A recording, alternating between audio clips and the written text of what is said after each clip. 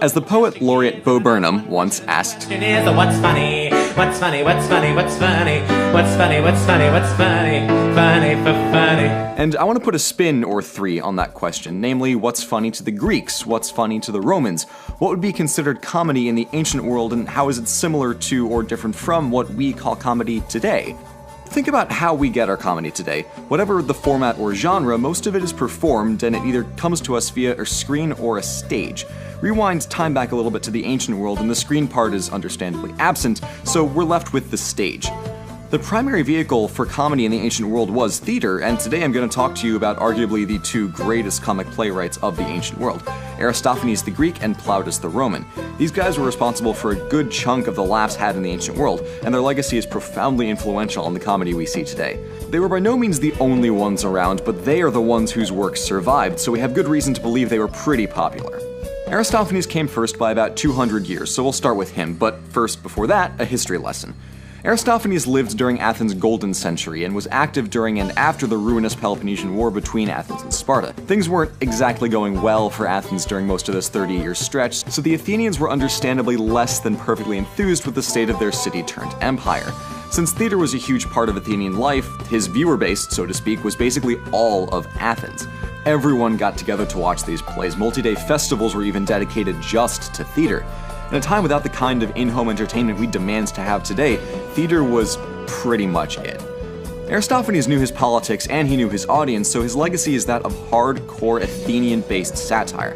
The Athenians loved to self-criticize, and Aristophanes fed on it, much like certain presidents feed on Twitter hate, but that's neither here nor there. If there was a topic that was on the mind of an Athenian, it was center stage in one of Aristophanes' plays. He ruthlessly mocked Socrates and the other sophists in the clouds, lampooned the court system in Wasps, and called out the fickle attitudes of democracies in his play The Knights. In addition, there was a play called The Birds, in which a few Athenians tried to run away and make a utopia in the clouds, the play Lysistrata, where the women of Athens go on a sex strike to convince their husbands to stop fighting the war, and The Arcanians, which sees the protagonist, one guy, attempts to make a solo piece between him and the entire city of Sparta. It's pretty funny, but, you get the point that he's trying to make. He didn't mess around with his political views at all, and that is, plainly obvious to anyone who's reading his plays. Plainly. His jokes were among the most intellectually hard-hitting we have from history, but that wasn't all Aristophanes did for laughs. See, when literally every last person who lives in Athens comes to see these, not everyone is gonna get the highbrow stuff. That's the difference between tragedy and comedy. Tragedy was lofty and way up above and only appeals to specific handfuls of people. Comedy, by contrast, was for everyone. Nobles and commoners and slaves and kids all saw these plays, so naturally more comedic ammo is necessary to appeal to such a diverse group of people.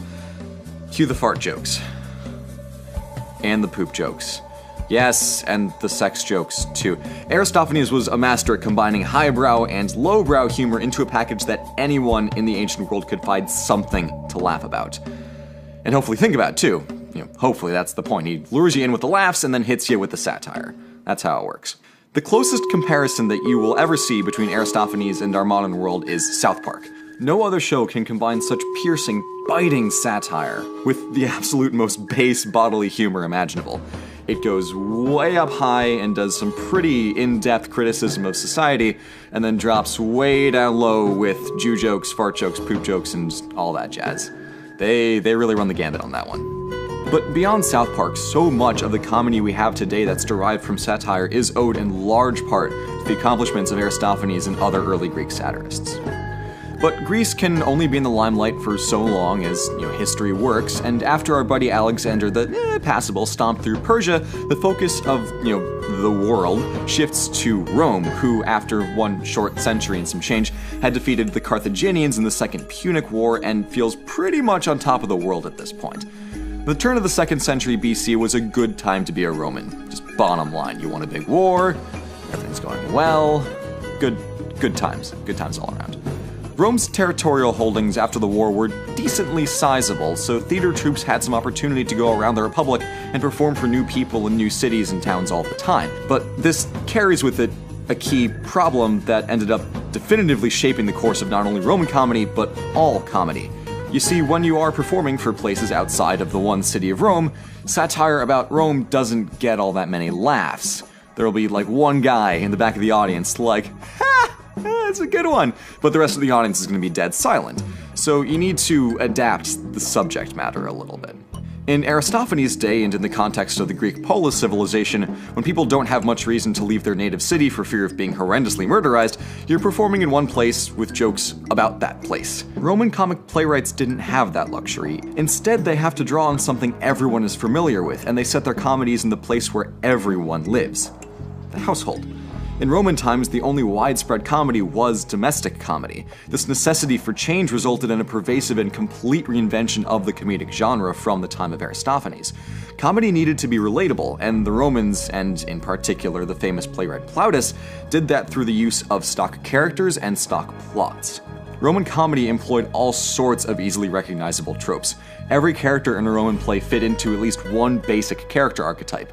There's the clever slave, often the hero of the story, working in service of a young love-struck noble who pines after an equally love-struck maiden. The moral of all Roman plays is that true love has to win the day, so no matter what happens, that couple is getting together. The clever slave is often the one who conspires with the young nobleman to unite the lovers, but usually there are a few obstacles in the way that allow for some, comedic shenanigans. Sometimes it's a swaggering braggart soldier who claims the woman for himself, sometimes it's an angry and crotchety old man who needs to loosen up a bit, and sometimes it's a pimp who needs to be shown that he's just an awful person. But to topple these main obstacles, there's usually a less antagonizing but equally problematic middleman who the clever slave needs to trick. Moneylender characters get swindled out of their money, idiot slaves get either strategically lured away from their duties or coaxed into doing something to help the clever slave, and the kind old man character can also be made to help out. Several plot elements are juggled around during the play, and at the conclusion, everything comes hilariously crashing into each other. Which, speaking of, ancient theater loved slapstick. Looking at the structure, it's not hard to see how pretty much every Roman comedy has more or less the same basic plot. It's always the gentle twists to the formula and the new and exciting situations, specifically the characters have to weasel their way out of, that make Romans love watching these comedies again and again. It's not some big plot twist you're waiting for, you just want to see what happens this time. Everyone wants to know what that fourth wall breaking clever slave comes up with to save the day this time, and how the big and powerful obstacles in the way of true love are hilariously toppled. A huge, huge theme in Roman comedy is the inversion of social roles. The main character is a slave. It's about as inverted as you can get. The antagonists are, by contrast, often the rich. Roman comedy loves flipping the social order in favor of those who are good rather than those who are grand, so to speak. It's almost, Nietzschean if you think about it. And this is fine in the context of the play, but this stuff would never fly in real life. If slaves were actually clever enough to trick their masters, they'd probably get some variety of beaten or killed. This makes for a touchy subject. Aside from the jokes, the audience can come away with some difficult questions about how social rules are either broken or further enforced. The point isn't to give a definitive answer, but to problematize the question. The cast of these shows were made up of lower-class people, and often slaves too. So even though Plautus wasn't satirizing like Aristophanes was, that doesn't mean he isn't making political statements. With all this in mind, it might not be hard to see why it was this type of comedy that prospered in the Roman world. Everyone needs to get the joke, so everyone needs to feel familiar with the setup. Even today, think of how many TV comedies are set in situations anyone can conceivably be in. Just to name a tiny amount. Friends, How I Met Your Mother, and Modern Family are all just about hanging out with your favorite people. That's the conceit of the show. It's just a group of people who like to hang out. Then there are shows like The Office, Parks and Rec, and hell, even Archer are all fundamentally comedies about a workplace. Think about how easy it is to map everyone in your friend group more or less to the characters on your favorite show, or at least how pervasive those damn BuzzFeed "Which character on Friends are you?" quizzes are. Which are annoying, but they make my point. Everyone relates to it, so everyone enjoys it. Honestly, it is the easiest stuff in the world to adapt. One assignment I had for class was to take a play by the Roman playwright Plautus and just adapt it to a modern setting. That was the only guidance, just adapt it. And I tell you, it wrote itself. It is so immensely adaptable, it is no surprise at all that the same basic format governs a huge component of comedy today. It's all fundamentally adapted from Plautus. Another interesting element in Roman comedy, specifically with Plautus, was the way he used language.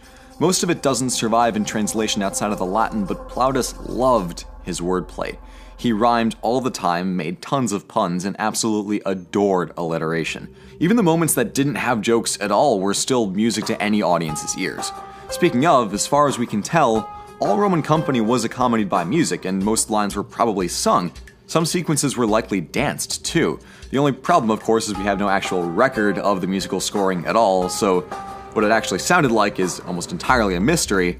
But luckily, between archaeological evidence of flute-like instruments found with theaters, vase paintings of theater performances that include musicians, and instances of characters in plays literally saying, "Let this conveniently nearby flute player distract you while we change scenes," we do know for a fact that it was a prominent feature.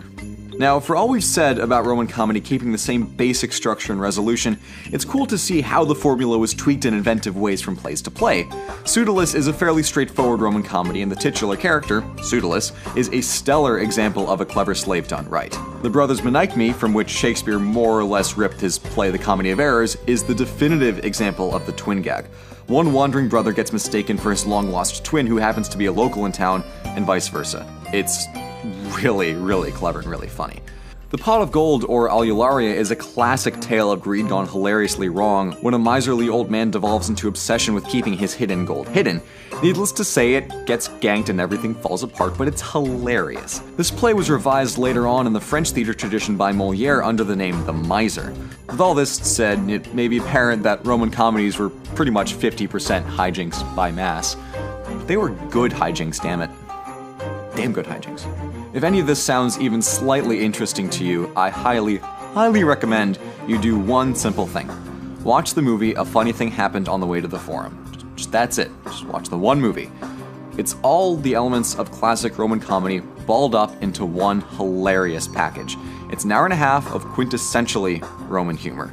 If you're watching this channel, then I suspect you will like it because it honestly has something for everyone.